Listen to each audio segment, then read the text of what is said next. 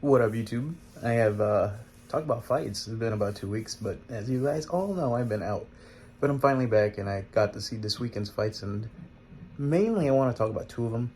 The first one, obviously, being Katie Taylor and Chantel Cameron, because I feel like there's controversy per some people, mainly due to the scorecards, and we'll get to that. And then I also want to talk about the pay-per-view I bought with David Benavidez and Demetrius Andrade, because I do have crow to eat, even though I didn't say it out loud publicly with that fight. I picked wrong, but we'll get to that.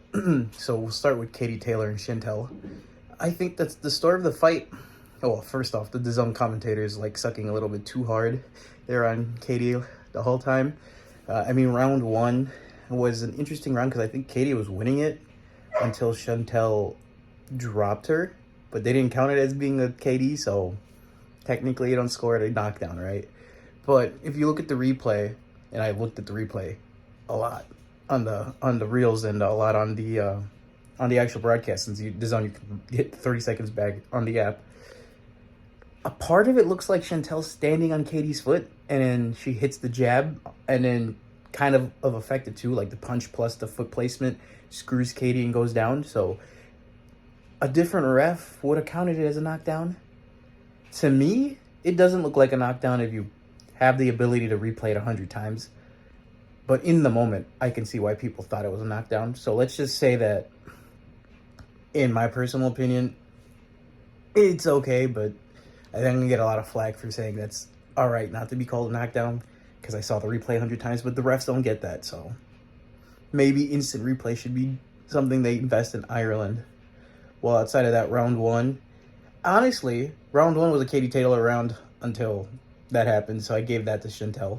I remember round two being close, where you can give it to either person, because the fight was basically a tale of Chantel trying to use her jab the whole fight, and then Katie trying to avoid the jab the whole fight.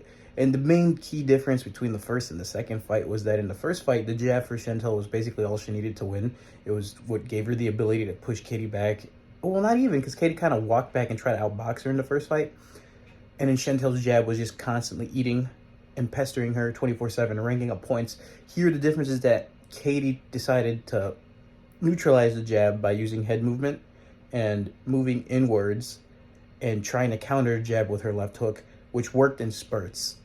The thing is, it was a back and forth type of fight where it was Katie's spurts in a lot of the rounds versus Chantel's clearer, stronger punches. So it was, what do you like more? Do you like Chantel's harder shots that land infrequently, or do you like Katie's small little bursts? And I think this fight sort of made me think of Pacquiao versus Thurman in that sense, where Pacquiao would have a lot of spurts, and then Thurman would probably hit harder in most of those fights, in most of those rounds, and the question is who do you give it to, right? So that's basically rounds 1 through 5. And then by round 6, I had it a draw. I had it 3 rounds apiece, where Chantel had the first, where Chantel had the 5th, and I think she had the 6th, while Katie had the rest. I was scoring it mentally, so I don't have a scorecard on, but I had it a draw by 6 rounds.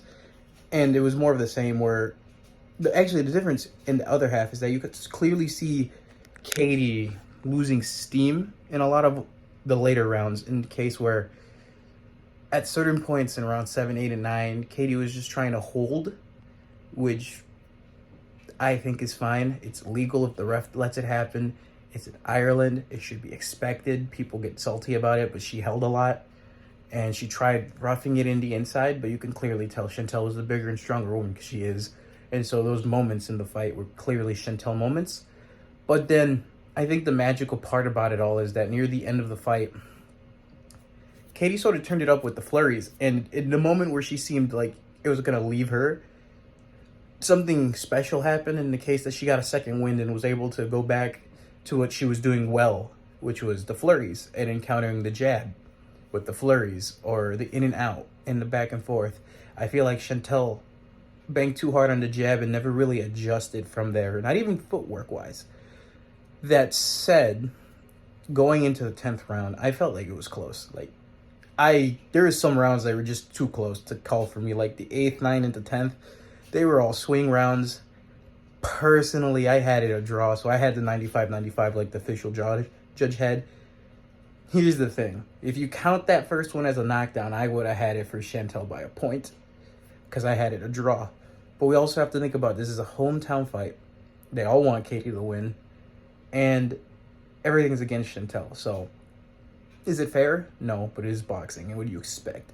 Although it was a great fight, like fight of the year material. Now I want to talk about the Andrade versus Benavidez main event, which I did originally in my head think Andrade had enough to beat Benavidez, because to me Benavidez has always been pretty one-dimensional as a fighter, and I still think he is, but I think he has a little bit more than I was giving him credit for. So I picked Demetrius Andrade. I thought he was going to get like a UD or, you know, a really controversial Benavidez UD, where like should have been Andrade.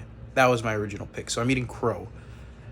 And the reason I picked that originally was because Benavidez has a good gas tank, but doesn't do much. He throws wide punches. He throws a lot of punches, but doesn't necessarily have a crazy knockout power, I would say. Especially after the plant fight. I mean, Canelo knocked him out. Benavidez couldn't. Good gas tank, throws a lot of punches. Flat-footed, throws wide punches, leaves his body open for counters. A lot of the reasons why I think Canelo would destroy him easily. But I thought Andrade, being a slick, smarter boxer, granted untested, would be able to have enough to exploit that. Well, and he kind of did, and he kind of didn't. It's twofold. Because he did in the sense that Andrade in round 1, 2, and 3 exploited that relatively easily. I mean, you'd be a fool to give those rounds to anybody else. Andrade was quicker to the punch, landed the faster blows, and clearly landed the more effective blows, and was easily outboxing and outmaneuvering Benavidez. The thing to his downfall was that all these things that he was landing didn't affect him. Benavidez took him like a champ. And I guess that's another quality that he has so far that we can give him on a world champion scale. Benavidez being his gas tank and his chin. Granted, I know Ronald Gavril put him down, but that was more of a flash knockdown than anything. So we'll give him a world-class chin and a world-class engine. But I still think he's sloppy in the way he throws his punches. That said, the 4th round comes around, and Andrade's skill is starting to leak. And by leak, I think he got tired. He probably outpaced himself. Andrade is normally a good rounds 1 through 5, where he'll normally get a knockdown or 2 and then cruise the rest of the fight while looking meh, because it's just his normal skill. Thing is, he never got that knockdown, and I think that was what he was banking on, and kind of what I thought he would have gotten, because he's faster, better, and I would see he's just more skilled than Benavidez. Thing is, I don't know. He didn't have the pop to make that matter, to put it lightly. So round 4 comes around. I think he accidentally gets hit in the balls, but no one buys it. Andrade. And then Benavidez lands an overhand right counter, and that's basically the end of the fight.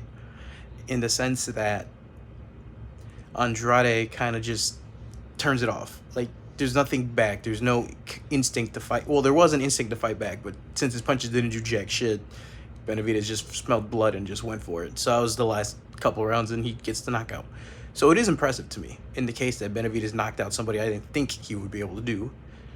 But it's also kind of like Canelo said, like, who have you fought? And he's kind of right. Like, Andrade's resume is trash. Benavidez's resume is better. I mean, Plant and Andrade on there make it way better now. It used to be trash. So it's like kind of both of these people were untested until now. So their best guys on the resume are each other. So I'm still don't know what's next in terms of how good Benavidez is. I feel like the play at PBC is going to be Benavidez versus Morel, Canelo versus Jaime Munguia, because that's what they're saying. And then in September, all the winners of those fights are going to fight. So in September, assuming Munguia and Canelo happens, and then David versus David happens, the winners will fight. I kind of don't want that to happen, but I feel like that's the play. I'd rather Canelo just fight Benavidez because people would buy it. Who would I have? I still think Canelo has enough in the tank to beat Benavidez, but then again, I am a little bit biased because to me, he's flat-footed, and I think Canelo can exploit that. And I think stylistically, the fight favors Canelo because Canelo is a flat-footed counter-puncher. He basically waits on you to throw. And what is Benavidez? He's a come forward pressure fighter and sloppy at that, with a good chin and a good gas tank. So he has the gas tank and the chin working for him, but what he doesn't have working for him is that he throws wide shots and he leaves his stomach open, and that's kind of Canelo's game plan. Counter, and that's his recent game plan at super middleweight. Back in middleweight, it used to be more front-footed action when he fought Triple G the second time, but now it's just sit and wait. And I think that style favors Canelo for a win. I wouldn't say like easy, because I don't think it's easy, because he's the naturally smaller guy, but I do think he has a world-class power and he has world-class counter-punching abilities to make it semi-competitive, in the sense that Benavidez would probably win a couple rounds, but I don't think he'd win. But I need to dissect more like film, but that's my early analysis, just based on styles of the fighters. Anyways, those are my quick thoughts on the whole thing. Don't forget to subscribe, and love y'all. Peace.